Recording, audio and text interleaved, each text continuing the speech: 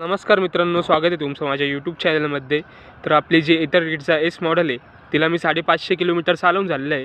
तर मी माझा एक्सपिरियन्स तुम्हाला सांगणार आहे, ते नक्कीच ऐका. ही जी गाडी आपली एथर रीडचा एस मॉडेल ते एकदम छान गाडी. जर तुम्ही अदर कंपॅरिझनमध्ये बघितलं तर याच्या कंपॅरिझनमध्ये आहे चेतक आहे, iQube आहे, ओला इलेक्ट्रिक आहे. तर आपण बघितलं तर एथर एकदम बेस्ट कंपनी आहे आणि यांचे जे गाडी एकदम स्मूथ गाडी तुम्ही जर चालवायला घेतली तर एकदम स्मूथ आहे. फक्त याच्यात एक आहे, तर याच्यात रेंज कमी येते. 100चीच रेंज भेटेल तुम्हाला याच्या बेस मॉडेल म्हणजे एथर रीडचा एस मॉडेलमध्ये. बाकी जर तुम्ही बघितलं याची स्पीड जी आहे टॉप स्पीड ती आहे 90 किलोमीटर. तर आपण याच्यामध्ये 2 मोड येतात, जसं की इको आणि स्पोर्ट मोड.